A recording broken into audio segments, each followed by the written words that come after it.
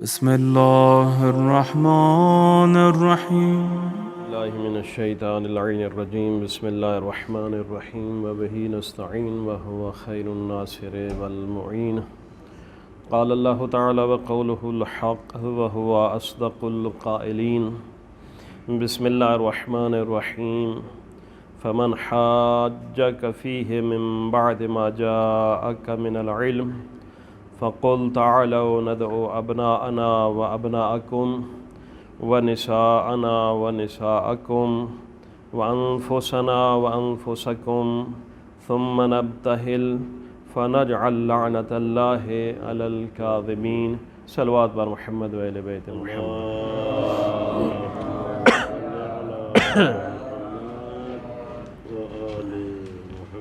سب سے پہلے آج کے دن کی عظیم مناسبت کے حوالے سے بالعموم جمیع مومنین مومنات اور بالخصوص مراجع اعظام اور بالاخص صاحب العصر والزمان امام زمان اجل اللہ تعالی فرجہ الشریف کی خدمت میں ہدیہ تبریک پیش کرتا ہوں. عید مبالہ کے حوالے سے آج کا دن سچوں کی فتح کا دن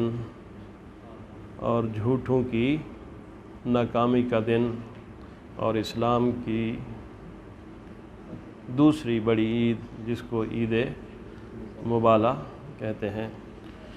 اور یہ آیت کریمہ سورہ آل عمران کی آیت نمبر 61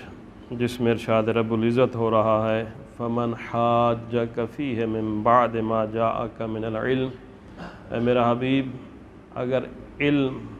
آنے کے بعد آپ کے ہاں کوئی جھگڑا کرے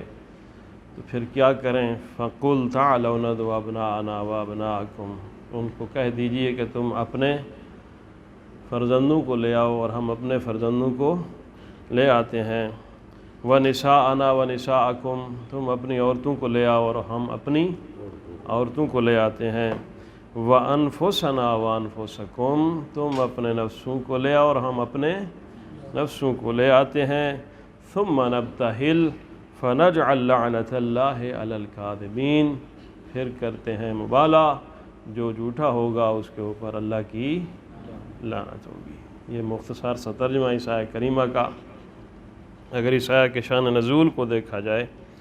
تو ایک اسلام کے ایک انتہائی اہم واقعے کی طرف یہ آیا ہمیں متوجہ کر رہی ہے، اور وہ واقعہ ہے مباہلہ. واقعہ ہے مباہلہ کے حوالے سے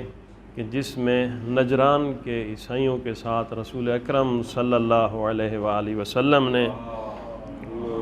صلی علی محمد وآل محمد، جس کے نتیجے میں اسلام کو بہت بڑی فتح نصیب ہوئی اور دشمن اسلام جو تھے ان کو ناکامی کا سامنا کرنا پڑا. تو رسول اکرم صلی اللہ علیہ وآلہ وسلم نے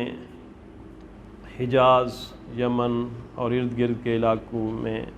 تقریباً اسلام پھیل چکا تھا اور لوگ جوک در جوک اسلام میں داخل ہو رہے تھے. لیکن ایک علاقہ ایسا تھا کہ جس میں لوگ اسلام کی طرف آمادہ نہیں تھے اور نہ اسلام کو قبول کر رہے تھے. وہ تھا نجران کا علاقہ. وہاں اکثریت عیسائیوں کی تھی اور وہ اس چیز کو قبول نہیں کر رہے تھے. وہ یہی بہانہ بنا رہے تھے کہ معاذ اللہ من ذالک رسول اکرم صلی اللہ علیہ وآلہ وسلم اپنے دعوی نبوت میں جھوٹے ہیں. اور وہ کہتے ہیں اس میں جو ذکر کیا گیا ہے تاریخ میں، وہ یہ کہہ رہے تھے کہ رسول اکرم صلی اللہ علیہ وآلہ وسلم نے باقی تمام چیزیں جو ہماری توریت وغیرہ میں موجود ہیں اس کے مطابق بھی ہیں، لیکن ایک چیز ہے جس میں وہ ہمارے خلاف ہیں، جس کی وجہ سے ہم ان کے اسلام کو قبول نہیں کرتے. وہ ان کے ذم باطل کے مطابق وہ یہ کہہ رہے تھے کہ نعوذ باللہ من ذالک رسول اکرم صلی اللہ علیہ وآلہ وسلم حضرت عیسیٰ علیہ السلام کو جھٹلا رہے ہیں. وہ اپنے اس ذم باطل میں تھے. جب رسول اکرم صلی اللہ علیہ وآلہ وسلم کے سامنا ہوا ان کا، تو پھر وہ اس چیز سے بھی دور بھاگتے ہیں کہ جو ہمارا دعویٰ تھا وہ اپنے دعوے میں خود اپنے آپ کو ہی جھٹلا رہے تھے۔ تو 24 ذی الحجہ کا دن سن 9 ہجری یہ واقعہ پیش آیا جس کو ہم مباہلہ کہتے ہیں۔ رسول اکرم صلی اللہ علیہ وآلہ وسلم نے ان نجران کے عیسائیوں کی طرف ایک خط لکھا اور ان کو اسلام کی طرف آنے کی دعوت دی۔ تو ان کا جو بہت بڑا پادری جس کو ابو حارثہ بھی کہتے ہیں، اس کے مختلف نام ہیں، شرح حبیل بھی کہتے ہیں اور مشہور ابو حارثہ تھا، اس تک جب یہ لیٹر رسول اکرم صلی اللہ علیہ وآلہ وسلم کا پہنچا، اس نے بڑی دقت سے اور بڑی غور و خوض کے ساتھ رسول اکرم صلی اللہ علیہ وآلہ وسلم کے اس خط کو پڑھا، اور اس کے بعد اپنے جتنے ہی بڑے ان کو پادری کہیں یا ان کے اس وقت کے جو بڑے عالم تھے ان سب کو اکٹھا کیا اور رسول اکرم صلی اللہ علیہ وآلہ وسلم کہ اس خط کی صورتحال ان کو بتائی کہ محمد مصطفیٰ صلی اللہ علیہ وآلہ وسلم نے ہم سب کو اسلام قبول کرنے کی دعوت دی ہے، اور ان کے مطابق ہمارا جو یہ مذہب ہے یہ مذہب صحیح نہیں ہے، لہٰذا ہم اسلام کو قبول کریں اور اسلام کے دائرے میں داخل ہو جائیں۔ بالآخر جب سارے اکٹھے ہوئے تو اس نے اس خط کے خد و خال اور خط کا لہجے کو جب پڑھا تو وہ اس چیز پر رضامند ہو گئے کہ ہم اس خط کا جواب خط کے ذریعے نہیں دیتے، بلکہ بے نفس نفیس چل کر رسول اکرم صلی اللہ علیہ وآلہ وسلم کے پاس جاتے ہیں،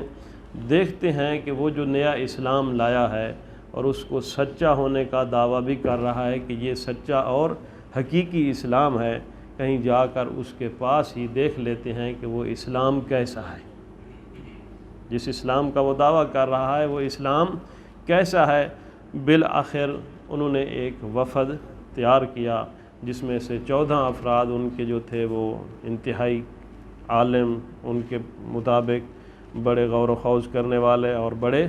مدبر قسم کے افراد تھے، اور باقی علاقے کے تقریباً 60 افراد کو انہوں نے تیار کیا۔ تو یہ تقریباً 74 افراد کا قافلہ نجران سے مدینہ کی طرف روانہ ہوا اور آ کر رسول اکرم صلی اللہ علیہ وآلہ وسلم کی رہائش گاہ کا پوچھا تو لوگوں نے کہا کہ وہ سامنے ان کا گھر ہے۔ بالآخر رسول اکرم صلی اللہ علیہ وآلہ وسلم کے ہاں پہنچ گئے، اور اس وقت جناب رسول خدا صلی اللہ علیہ وآلہ وسلم مسجد نبوی میں نماز ادا کر رہے تھے، ایک روایت ہے، دوسری ہے کہ نہیں، رسول خدا صلی اللہ علیہ وآلہ وسلم اپنے صحابہ کے ساتھ مسجد نبوی میں تشریف فرما تھے، لیکن ابھی نماز کا وقت نہیں ہوا تھا۔ بڑے شان و شوکت اور بڑے ہی یعنی کہ بھڑکیلے اور خوبصورت لباس پہن کر یہ افراد وارد مدینہ ہوتے ہیں، اور جب مسجد نبوی میں پہنچتے ہیں تو اس وقت جتنے لوگ جناب رسول خدا صلی اللہ علیہ وآلہ وسلم کے ارد گرد موجود تھے وہ سب کے سب ان کو دیکھتے رہ جاتے ہیں۔ ظاہر نیا اور بھڑکیلا قسم کا اور بڑے ہی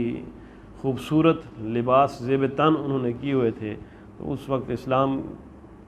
کے دائرے میں جو نئے نئے مسلمان تھے ان کے ہاں ظاہر اتنی دولت نہیں تھی، غربت کی زندگی گزار رہے تھے، تو انہوں نے جب دیکھا ایسے مزین اور خوبصورت لباسوں میں ملبوس یہ قافلہ تو سارے کے سارے اس قافلے کی طرف دیکھ رہے تھے۔ تو اس قافلے کی جو سربراہی اور جو سرپرستی کہیں آپ کو، ان کو جو لیڈر تھا وہ تھا ابو حارثہ، پادریوں کا یعنی کہ نجران کے عیسائیوں کا سب سے بڑا جو تھا ابو حارثہ، وہ اس کی کیا کر رہے تھے، لیڈ کر رہے تھے، اور اس کے ساتھ ان کے اور دوست یا ان کے ساتھی وہ بھی رسول اکرم صلی اللہ علیہ وآلہ وسلم کے ساتھ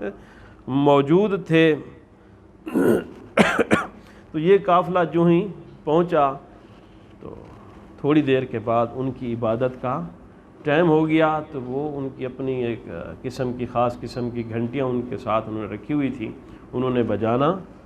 شروع کی، تھوڑی دیر تک وہ بجتی رہیں، پھر انہوں نے اپنے عقیدے کے مطابق جو ان کا عیسائیوں کا تھا اس کے مطابق انہوں نے عبادت کرنا شروع کی۔ مشرق کی طرف اس جو ملتا ہے انہوں نے منہ کر کے جو ان کی خاص انداز تھا اپنی عبادت کا وہ انہوں نے کرنا شروع کیا۔ پھر اس میں کچھ جوشیلے بھی تھے، صحابیوں میں سے کچھ جوشیلے بھی تھے، انہیں جوش آیا اور انہوں نے اس نجران کے عیسائیوں کو مسجد نبوی میں عبادت کرنے سے روکنے کی کوشش کی، تو رسول اکرم صلی اللہ علیہ وآلہ وسلم نے ان کو منع کر دیا کہ نہیں، ان کو یہ حق ہے کہ وہ اپنے مذہب کے مطابق اپنی عبادت کریں۔ لیکن افسوس کہ لوگوں نے سیرت محمد مصطفیٰ صلی اللہ علیہ وآلہ وسلم کو بھلا کر آج کا نام نہاد مسلمان تھوڑے سے اختلافی نظریے کی بیس پر اپنے مد مقابل فرقے کو یا مذہب کو واجب القتل قرار دیتا ہے۔ افسوس اس بات پہ ہوتا ہے، کیوں کہ انہوں نے اصلاً رسول اکرم صلی اللہ علیہ وآلہ وسلم کی سیرت طیبہ کو پڑھا ہی نہیں ہے، فقط لقلقہ لسانی کی بیس پر وہ اپنے آپ کو مسلمان کہتا ہے۔ حقیقی اسلام یا حقیقی مسلمان جو اس کو ہونا چاہیے تھا اس کے دائرے میں وہ زندگی نہیں گزار رہا، تھوڑے سے اختلافی مسائل کی وجہ پر بیس پر دوسرے فرقے والے کو واجب القتل قرار دیتا ہے۔ اور آج انتشار ہے اس عالم میں تو اس کی وجہ ہی یہی ہے کہ ہمارے اندر قوت برداشت ایک تو نہیں ہے، دوسرا ہمارے پاس کوئی دلیل پختہ نہیں ہے جس کی وجہ سے ہم اپنے مذہب کی حقانیت کو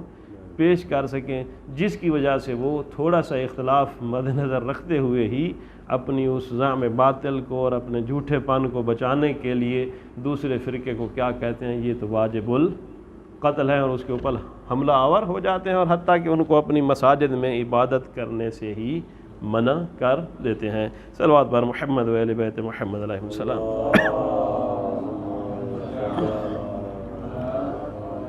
اب اس میں دو چیزیں ہیں کہ جب یہ قافلہ رسول اکرم صلی اللہ علیہ وآلہ وسلم کے سامنے پیش ہوا تو رسول اکرم صلی اللہ علیہ وآلہ وسلم نے ظاہراً ان سے بے رخی کی تو وہ حیران ہو گئے، یہ کیسا رحمت للعالمین ہے کہ جس نے ہمیں اسلام میں آنے کی دعوت دی، جب ہم ان کے ہاں آئے تو یہ بے رخی دکھا رہا ہے۔ تو کافی سارے صحابہ موجود تھے، وہ پریشان ہوئے، اب اس کا کوئی حل نکالیں۔ تو آخر کار وہی ناصر اسلام رسول اکرم صلی اللہ علیہ وآلہ وسلم کا بھائی مولا متقیان علی ابن ابی طالب علیہ افضل الصلاۃ والسلام، صلی علی محمد و آل محمد، ہی مولا نے ہی آخر کار اس مسئلے کو سلجھایا۔ آخر میں مولا متقیان نے ہی مسئلے کا حل نکالا اور ان کے پاس گئے اور ان کو کہا کہ یہ جو آپ نے بھڑکیلا اور خوبصورت لباس زیب تن کیا ہوا ہے، اس کی وجہ سے رسول اکرم صلی اللہ علیہ وآلہ وسلم آپ سے بے رخی کر رہے ہیں، لہذا یہ جو آپ نے حسین و جمیل زیور یا اس قسم کا کوئی لباس پہنا ہوا ہے اس کو اتار کر ایک سادہ سا لباس پہن کر آ جائیں، پھر رحمت للعالمین صلی اللہ علیہ وآلہ وسلم آپ سے ملاقات کریں گے۔ ظاہر انہوں نے مولا متقیان علی ابن ابی طالب علیہ افضل الصلاۃ والسلام کی یہ بات مان لی، پھر گئے اور اپنا وہ بھڑکیلا اور حسن و جمال سے بھرا ہوا جو لباس تھا اس کو اتارا اور ایک سادہ لباس زیب تن ہو کر رسول اکرم صلی اللہ علیہ وآلہ وسلم کی بارگاہ اقدس میں وہ پہنچتے ہیں۔ تو ابو حارثہ جو ان کی لیڈ کر رہا تھا وہ رسول اکرم صلی اللہ علیہ وآلہ وسلم کا ایک تو شکریہ ادا کرتے ہیں کہ آپ کا خط ہمیں ملا اور آپ کی شفقت بھری اور محبت بھری یہ جو دعوت تھی اس کو ہم نے پڑھا اور آپ کی طرف آئے، لیکن یہاں ہم آئے تو ایک چیز جو ہے ہمیں وہ اچھی نہیں لگی، وہ یہ ہے کہ آپ رسول اکرم صلی اللہ علیہ وآلہ وسلم نے کہا وہ کون سی، کہ باقی تو سب ٹھیک ہے لیکن ایک چیز ہے کہ آپ حضرت عیسیٰ علیہ السلام کو برا بھلا کہتے ہیں۔ حضرت عیسیٰ علیہ السلام کو کیا ہے، برا بھلا کہتے ہیں۔ تو رحمت للعالمین صلی اللہ علیہ وآلہ وسلم نے فرمایا وہ کیسے، میں اس کو اللہ کا نبی مانتا ہوں، اس کے اوپر ایمان بھی رکھتا ہوں، وہ اللہ کے نبی بھی ہیں، صاحب شریعت بھی ہیں اور اللہ کے بندے ہیں۔ انہوں نے کہا یہ جو آخری بات آپ نے کی ہے نا وہ اللہ کے بندے ہیں، اس وجہ سے آپ حضرت عیسیٰ علیہ السلام کو معاذ اللہ من ذالک جھٹلا رہے ہیں۔ رسول خدا نے فرمایا وہ کیسے جھٹلا رہا ہوں؟ تو انہوں نے کہا کہ حضرت عیسیٰ اللہ کے بیٹے ہیں، جناب مریم نے بغیر کسی مرد سے شادی کیے اس کو جنم دیا ہے، لہذا یہ اللہ کے نعوذ باللہ من ذالک بیٹے ہیں اور آپ ان کو عبد خدا بنا رہے ہیں، تو یہ صحیح نہیں ہے۔ وہ مردوں کو زندہ کرتا ہے، بیماروں کو صحت یاب کرتا ہے، اس کے کافی ساری کرامات اور معجزات ہیں، جس کی وجہ سے آپ اس کو جھٹلا رہے ہیں۔ تو رسول خدا صلی اللہ علیہ وآلہ وسلم نے ابو حارثہ کو یہ جواب دیتے ہوئے فرمایا کہ یہ جتنے بھی آپ نے رسول حضرت عیسیٰ علیہ السلام کے جو کرامات اور معجزات آپ نے گنوائے ہیں، یہ تو میرے رب کی طرف سے ہیں، یہ سب کے سب میرے رب نے ہی حضرت عیسیٰ علیہ السلام کو عطا کیے ہیں۔ وہ میرے رب کے اذن کے ساتھ ہی مردوں کو زندہ کرتا تھا، بیماروں کو شفا یاب کرتا تھا، یہ ان کے اپنے ذاتی نہیں ہیں۔ دوسرا جو آپ نے اشکال کیا ہے کہ بغیر باپ کے جناب عیسیٰ کو اس دنیا میں بھیجا ہے، لہٰذا وہ فرزند خدا ہیں، تو یہ آپ کی بات بھی صحیح نہیں ہے، کیونکہ حضرت عیسیٰ علیہ السلام کی جو خلقت ہے یہ مثل آدم ہے۔ جس طرح حضرت آدم علیہ السلام کو اللہ تعالیٰ نے بغیر ماں باپ کے پیدا کیا تھا، اسی طرح حضرت عیسیٰ علیہ السلام کو بغیر باپ کے پیدا کیا۔ ان مثل عیسیٰ عند اللہ کمثل آدم خلقہ من تراب ثم قال له کن فیکون۔ حضرت عیسیٰ علیہ السلام کی ولادت اور خلقت بھی حضرت آدم کی طرح ہے، تو آپ اس طرح نہیں کہہ سکتے کہ وہ فرزند خدا ہے معاذ اللہ من ذالک۔ جو ہی یہ آیت رسول اکرم صلی اللہ علیہ وآلہ وسلم نے تلاوت فرمائی تو اب ابو حارثہ جو ان کا لیڈر تھا، سب سے بڑا پادری تھا، وہ خاموش ہو جاتا ہے اور شرم کے سر جھکائے دائیں اور بائیں دیکھنا شروع کر دیتا ہے، کوئی ہے کہ جو میری اس مسئلے میں مدد فرمائے۔ تو آخر کار ان کا ایک دوسرا یعنی کہ پادری جو ان کے ساتھ تھا، اس کو عاقب کا نام بھی کہتے ہیں اور سید بھی مشہور ہے، اس کی طرف دیکھا، وہ انصاب کا اور ان چیزوں کا بہت بڑا ماہر تھا، تو آخر اس نے کہا کہ میں اس مسئلے کا حل ڈھونڈتا ہوں، لیکن یہ کہ ہمیں کچھ فرصت دی جائے، ہمیں کچھ فرصت دی جائے کچھ لمحوں کی۔ تو اس وقت ان کو اجازت ملی کہ آپ جائیں، آپ سوچ و بچار کر کے آ جائیں، کیا کرنا ہے، اسلام کو قبول کرنا ہے، قبول نہیں کرنا، یا آپ کے پاس کوئی اور قوی ادلہ ہیں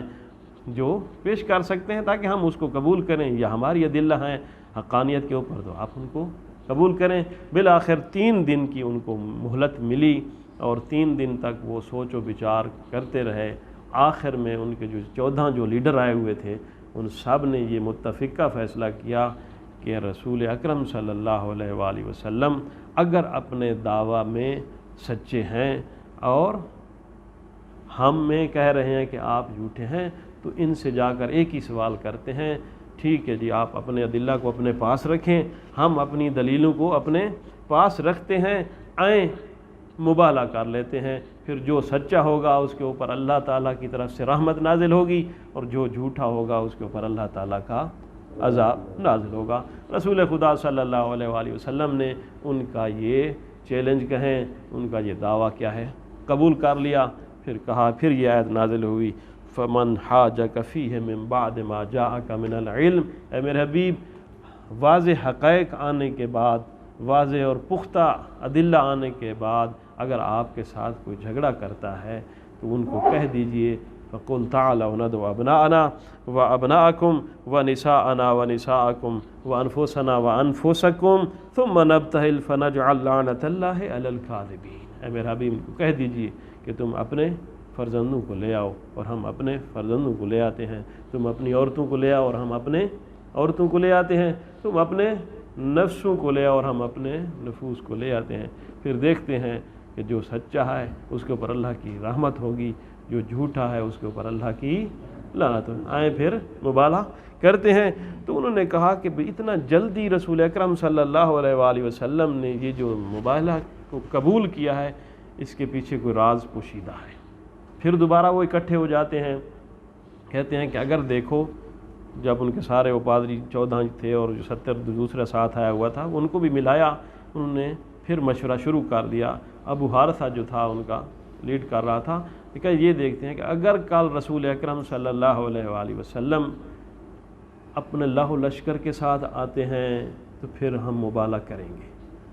اگر لاہ و لشکر نہیں، اس سے کم افراد یا ہمارے افراد کی جتنی تعداد ہے اتنی تعداد کو لے کر آتے ہیں پھر بھی ہم مبالغہ کرنے کے لیے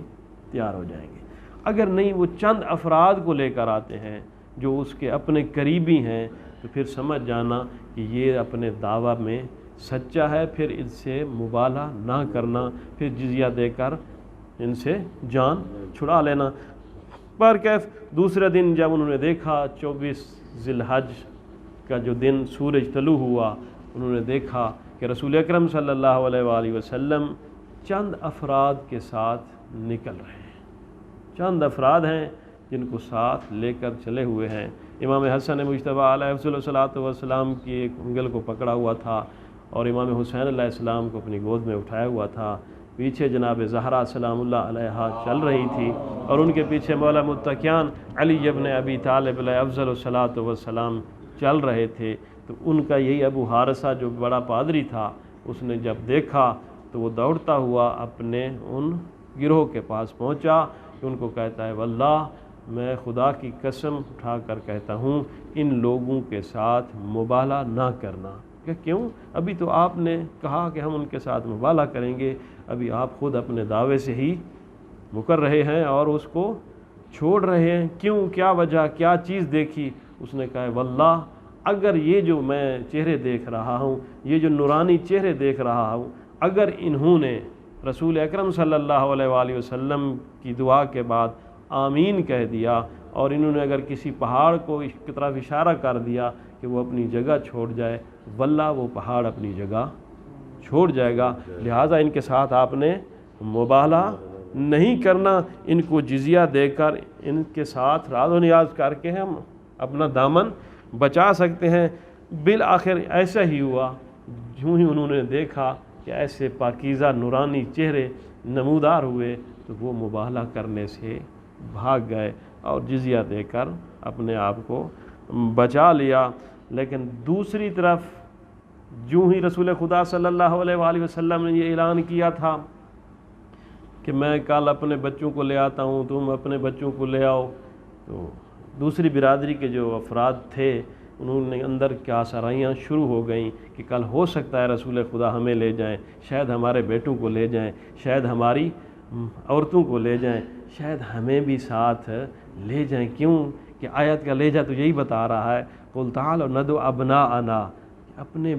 بچوں کو لے آؤ، ہم اپنے بچوں کو لے آتے ہیں، تم نساءنا و نساءکم، تم اپنی عورتوں کو لے آؤ، ہم اپنی عورتوں کو لے آتے ہیں، تم اپنے نفوس کو لے آؤ، ہم اپنے نفوس کو لے آتے ہیں۔ تو رحمت للعالمین رسول اکرم صلی اللہ علیہ وآلہ وسلم کے پاس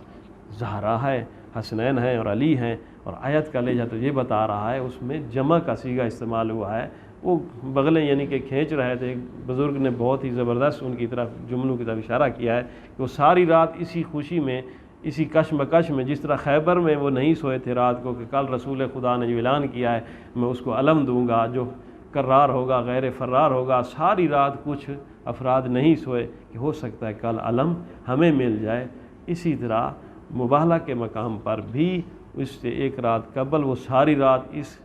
کشمکش میں نہیں سوئے، ہو سکتا ہے کل رسول خدا ہمیں ساتھ لے جائیں، ہو سکتا ہے ہماری عورتوں کو لے جائیں۔ انہوں نے نہ ہی اپنی عورتوں کو سونے دیا، نہ ہی اپنے بچوں کو سونے دیا، اور نہ ہی خود سوئے، ہو سکتا ہے کل رسول خدا ہمیں دعوت دیں، چلیں ہمارے ساتھ، ہم نے عیسائیوں کے ساتھ مبالغہ کرنا ہے۔ لیکن ان کا یہ ذہن باطل ہی رہا، کیوں؟ وہ اس اہل ہی نہیں تھے کہ رسول خدا ان کو اپنے ساتھ لے کر چلتے۔ کیوں؟ یہ سچوں کا مقابلہ تھا جھوٹوں کے ساتھ، پاکیزہ طینت لوگوں کا مقابلہ تھا بد طینت لوگوں کے ساتھ، سچوں کی فتح ہونی تھی، اور یہی اسلام کی اور سربلندی کے لیے ہی کافی ہے کہ جب ہی اسلام کے اوپر کہیں کوئی مشکل پیش آئی، وہ مشکل بنی، تو ہمیشہ اس مقدس گھرانے کے پنجتن پاک نے ہی اسلام کو بچایا اور اسلام کا سر بلند کیا۔ بالآخر ان کا یہ زعم باطل اس باطل میں ہی رہا اور ساری رات نہ سوئے اس خوشی میں، اس کشمکش میں کہ کل شاید ہمیں رسول خدا بلا لیں اور ہم ان کے ساتھ مبالغے کے لیے چلے جائیں۔ تو آخر کار یہی ہوا کہ رسول اکرم ان مقدس ہستیوں کو لے کر چلے۔ اگر ان ہستیوں کی ترتیب کو دیکھا جائے تو بعین ہی وہی ترتیب ہے جو آیت میں بیان ہوئی ہے کہ ابناءنا و ابناءکم، اپنے بیٹوں کو لے آؤ، ہم اپنے بیٹوں کو لے آتے ہیں۔ تو سب سے آگے جناب امام حسن مجتبیٰ علیہ افضل الصلاۃ والسلام اور امام حسین علیہ السلام تھے، اس کے بعد تھے وَنِسَاءَنَا وَنِسَاءَكُمْ۔ آیت کی ترتیب یہی بتا رہی ہے تم اپنی عورتوں کو لے آؤ اور ہم اپنی عورتوں کو لے آتے ہیں۔ تو سیدہ کونین جناب زہرا سلام اللہ علیہا تھیں، اور اس کے بعد انفسنا وانفسکم، اپنے نفوس کو لے آؤ اور ہم اپنے نفوس کو لے آتے ہیں۔ مولا متقیان علی ابن ابی طالب علیہ الصلاۃ والسلام ہی تھے جو آخر میں ان سب کی کیا ہے نگرانی کر رہے تھے۔ تو آئیے ہم اس کا دوسرا رخ جو عید مباہلہ کے حوالے سے ہے وہ یہ ہے کہ جب ہی کبھی اسلام کے اوپر کوئی مشکل وقت آیا ہے تو اس مقدس گھرانے نے ہی اسلام کو بچایا ہے۔ وہ کبھی مولا متقیان کی صورت میں اسلام کے دافع بنے ہیں، کبھی امام حسن مجتبیٰ کی صورت میں، کبھی امام حسین علیہ السلام کی صورت میں، الی آخر کبھی مہدی دوراں کی صورت میں انہوں نے اسلام کی دفاع کیا ہے۔ لیکن آج کیونکہ پردہ غیبت میں ہے قیم آل محمد رضی اللہ فرجہ الشریف، لیکن اس کی عدم موجودگی میں ان کے نائبین خاص ہیں، مراجع عظام ہیں جو اس مورچے کو انہوں نے سنبھالا ہوا ہے۔ اگر کوئی دین کے اوپر مشکل بنتی ہے تو وہ اس دین کا دفاع کرتے ہوئے نظر آتے ہیں۔ دو چیزیں ہوئیں، یا الآخر آپ کی ضامتوں کو تمام کرتے ہیں کہ جب ہی انہوں نے دیکھا دو قسم کے لوگ مایوس ہو گئے تھے، مباہلے کو دیکھ کر دو قسم کے لوگ جو ہے مایوس ہو گئے تھے۔ ایک وہ مایوس ہوئے تھے جنہوں نے غدیر کا منظر دیکھا تھا کہ رسول خدا نے فقط مولا متقیان علی ابن ابی طالب علیہ الصلاۃ والسلام کو ولایت اور اپنی خلافت اور اپنے وسیع ہونے کا اعلان کیا تھا۔ تو دوسرے افراد جو اس کھڑے تھے کہ ہو سکتا ہے کہ یہ ہمیں بھی کوئی نواز دیں، لیکن وہ مایوس ہو گئے تھے غدیر کے دن۔ اور کچھ افراد تھے جو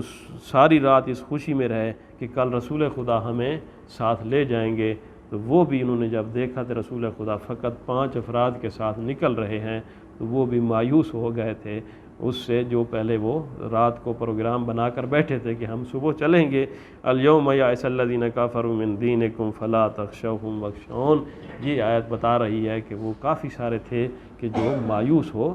چکے تھے۔ آخر میں یہی ہے